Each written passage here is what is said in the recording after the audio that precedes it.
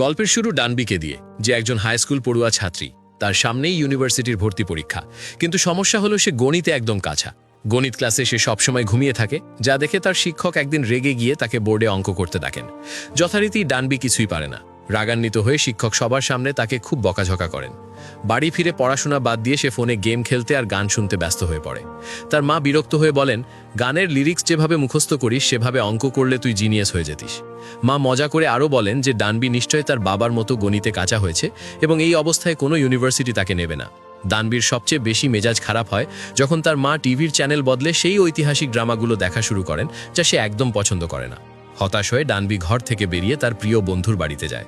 তার বন্ধু তাকে আবারও মনে করিয়ে দেয় যে এটাই তার কলেজে ভর্তির শেষ সুযোগ। যদি সে এবার ব্যর্থ হয় তবে তার কোনো ভবিষ্যৎ নেই এবং যাওয়ার কোনো জায়গা থাকবে না। পরদিন সকালে ডানবি দেরি করে ঘুম থেকে ওঠে এবং ভর্তি পরীক্ষার জন্য যখন বের হয় তখন সে অলরেডি শিডিউল থেকে পিছিয়ে। যাওয়ার সময় তার মা তাকে সাহস দেন এবং বলেন যেন সে নিজের সেরাটা দেয় যাতে একটা ভালো স্কুলে চান্স পায়। ডানবি খুব নার্ভাস থাকে, বিশেষ করে গণিত বিভাগ নিয়ে। বাসে যাওয়ার সময়ও সে পড়ার চেষ্টা করে যতক্ষণ না পরীক্ষা কেন্দ্রে পৌঁছায়। সে বাস থেকে লাফিয়ে নামে এবং দৌড়াতে শুরু করে, কিন্তু তাড়াহুড়োতে নিজের ছাতাটি ফেলে যায়। পরীক্ষা কেন্দ্রের সামনে পৌঁছতেই ভয় তাকে জেঁকে ধরে। সে মোটেও প্রস্তুত নয়। সে আতঙ্কিত হয়ে পড়ে এবং ভাবতে শুরু করে যে ফেল করার চেয়ে পালিয়ে যাওয়াই ভালো। বৃষ্টির মধ্যে বসে পড়ে সে মনে মনে চায় যদি সে কোথাও হারিয়ে যেতে পারত। ঠিক তার সামনেই বৃষ্টির কারণে তৈরি হওয়া একটি অগভীর গর্ত ছিল। সে তার কাছে গিয়ে পা রাখতেই অদ্ভুত কিছু ঘটে। সে দেখতে পায় একদল মানুষ অদ্ভুত পোশাক পরে বৃষ্টির জন্য প্রার্থনা করছে। তারা বলছে যে গত 3 বছর ধরে বৃষ্টি হয়নি এবং খরার কারণে মানুষ মারা যাচ্ছে। হঠাৎ ডানবি সেই গর্তের ভেতর পড়ে যায় এবং মনে হয় সে ডুবে যাচ্ছে, কিন্তু মরার বদলে সে ঠিক সেই জায়গাতেই ভেসে ওঠে, তবে এক ভিন্ন পৃথিবীতে। সে বিভ্রান্ত হয়ে পড়ে এবং আশেপাশে থাকা মানুষদের জিজ্ঞেস করতে থাকে তারা কি কোনো ঐতিহাসিক ড্রামা বা অন্য কিছুর শুটিং করছে। রাজা তার এই অদ্ভুত আচরণ দেখে ভয় পান এবং চিৎকার করে জিজ্ঞেস করেন সে কোনো দানব বা ডাইনি কিনা। ডানবি ঘাবড়ে গিয়ে বলে, না, আমি তো একজন হাই স্কুল স্টুডেন্ট। কিন্তু তার এই কথাটি তাদের কাছে কোনো জাদুকরী মন্ত্রের মতো শোনায়, যা তাদের আতঙ্ক আরও বাড়িয়ে দেয়। হঠাৎ রক্ষীরা তাকে তলোয়ার দিয়ে ঘিরে ফেলে। যখন সে বুঝতে পারে তলোয়ারগুলো আসল, তখন সে আতঙ্কিত হয়ে উপস্থিত বুদ্ধি খাটিয়ে বলে, আমি জানি কেন আমি এখানে এসেছি, দয়া করে ঈশ্বর বৃষ্টি দিন।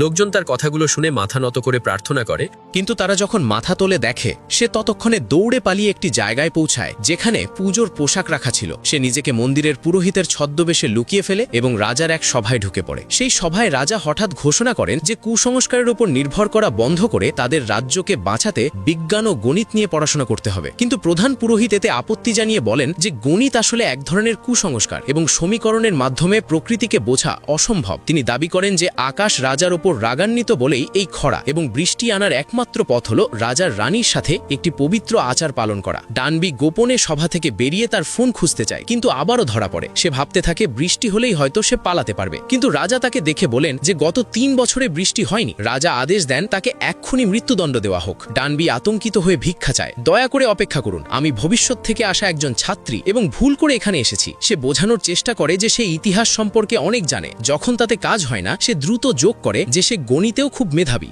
রাজা কৌতূহলী হয়ে মৃত্যুদণ্ড স্থগিত করেন এবং তাকে প্রমাণ দিতে বলেন। তিনি তাকে একটি পিথাগোরাসের উপপাদ্য সমাধান করতে দেন। প্রথমে সে কিছু না বুঝলেও পরে যখন বুঝতে পারে এটা পিথাগোরাসের অঙ্ক, সে দ্রুত তা সমাধান করে দেয়। রাজা অবাক হয়ে যান এবং বলেন যে তার পণ্ডিতদের এই অঙ্ক করতে সাধারণত 3 দিন সময় লাগে। সেই মুহূর্ত থেকে সবাই ডানবিকে গোসাম নামক এক পণ্ডিত হিসাবে গণ্য করতে শুরু করে। রাজা তাকে মিশন দেন মানুষকে গণিত শেখাতে হবে। যদি সে সফল হয় তবে তাকে বাড়ি ফেরার অনুমতি দেওয়া হবে। রাজাই হন তার প্রথম ছাত্র এবং ডানবি এটা দেখে অবাক হয় যে রাজা গুনতেও জানেন না। সে ধৈর্য ধরে রাজাকে সংখ্যা, যোগ, বিয়োগ থেকে শুরু করে গুণ পর্যন্ত একদম মৌলিক বিষয়গুলো শেখাতে শুরু করে। এক পর্যায়ে তারা একটি প্রতিদ্বন্দ্বী শহরের মিউজিশিয়ানের বিরুদ্ধে গণিত প্রতিযোগিতার প্রস্তুতি নেয়। যদি সে হেরে যায় তবে তাকে শাস্তি দেওয়া হবে। সে রাজাকে চ্যালেঞ্জ করে এবং ভুল করলে রাগের মাথায় রাজাকে আঘাত করে ফেলে। রক্ষীরা রাজাকে স্পর্শ করার জন্য তাকে মারতে আসলে রাজা তাদের থামিয়ে দেন এবং হাসি মুখে সব মেনে নেন। যখন রানী তাদের দেখতে আসতেন তখন তারা গণিতের সব কাগজ লুকিয়ে ফেলে গান প্র্যাকটিস করার ভান করতেন।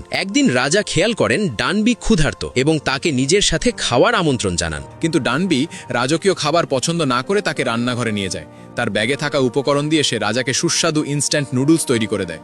রাজা মশলাযুক্ত হলেও তা খুব পছন্দ করেন। ডানবি তাকে জল দিতে চাইলে রাজা মানা করে বলেন তিনি এই ঝাল উপভোগ করছেন। পরদিন সকালে পুরো প্রাসাদে রাজার চিৎকার শোনা যায়। ডানবি গিয়ে দেখে রাজা কানে একটি তুকতাক বা রক্ষা কবচ লাগিয়ে রেখেছেন। রাজা ভাবেন ডানবি তাকে অভিশাপ দিয়েছে।